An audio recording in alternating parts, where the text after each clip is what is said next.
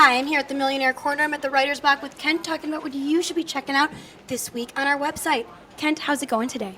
I am ever so well. That is great. So what should our readers be looking for? All week long, Donald and I have been writing stories off of our e-zine defining wealth management, and that is exactly what the stories are about, what people think wealth management services provide. So we've done several different stories in regards to that. Today I have a story as well about what happens when you post negative reviews about companies or services. A couple in Utah recently was charged $3,500 by a company that they criticized online, and it turns out that the terms of service agreement that you click at the end of most of your purchases, Yeah. there was wordage in there that said that if you do anything to harm our company, we can charge you.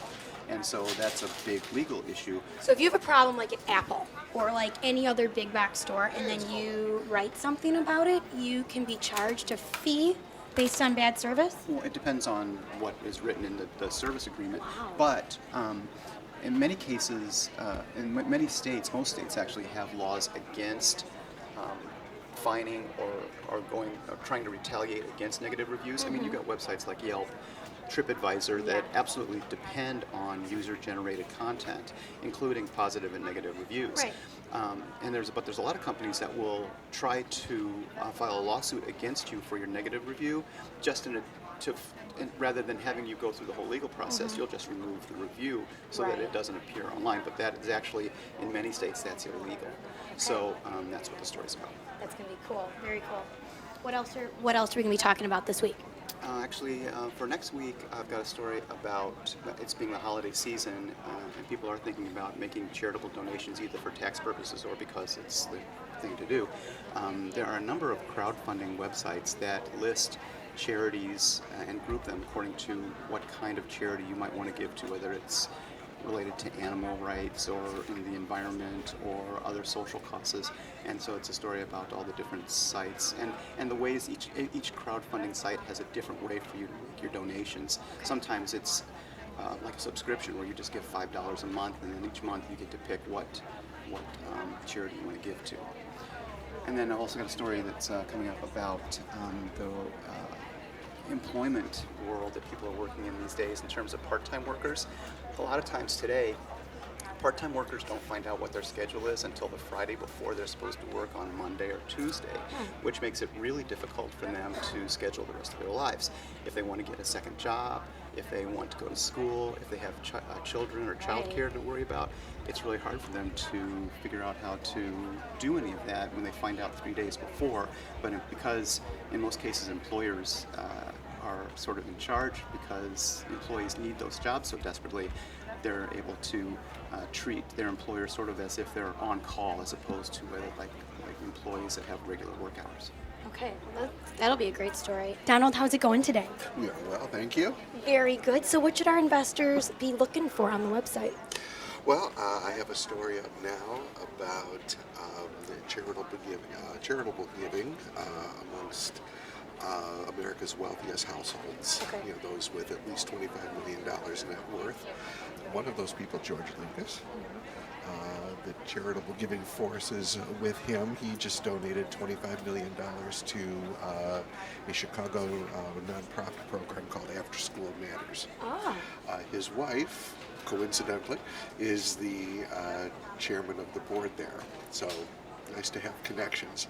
But anyway, we took a look at the attitudes of $25 million plus households, how they feel about charitable giving. It's more than just a strategy to reduce their tax burden. It's also, what kind of charities do they like to donate to every year. So that's up.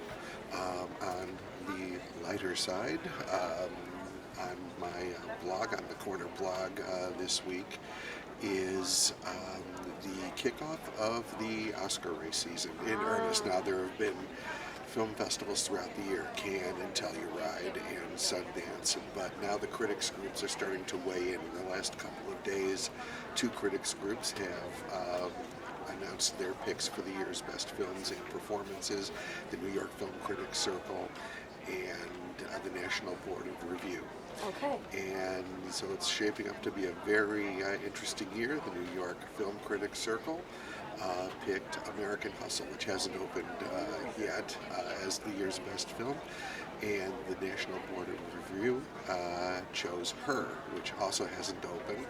That's the one with Joaquin Phoenix, who falls in love with the voice of his operating system. Yes. Yes, That looks good.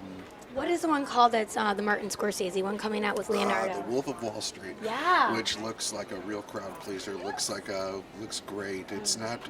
So far, it has not been recognized by the critics groups. Oh, okay. The film to watch, of course, is 12 Years a Slave.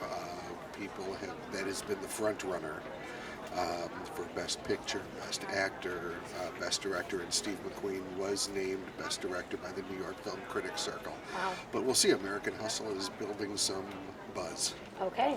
And there are some people saying that a movie called Saving Mr. Banks is the kind of warm, fuzzy Valentine to Hollywood that the Oscar voters like to reward themselves with. So we will see. Yes, we will. What we do know is Grown Ups 2 will not be nominated for anything.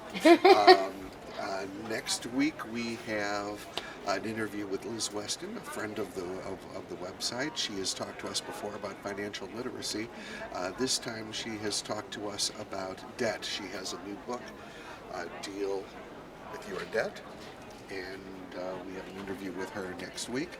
Another story we have is what households can do before the end of the year in terms of getting their financial house in order.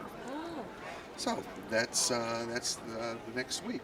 I was wondering what's going on in the fashion world. Yes. What we're going to be talking about this week on Heather's Couture Corner is beautiful, furry winter boots.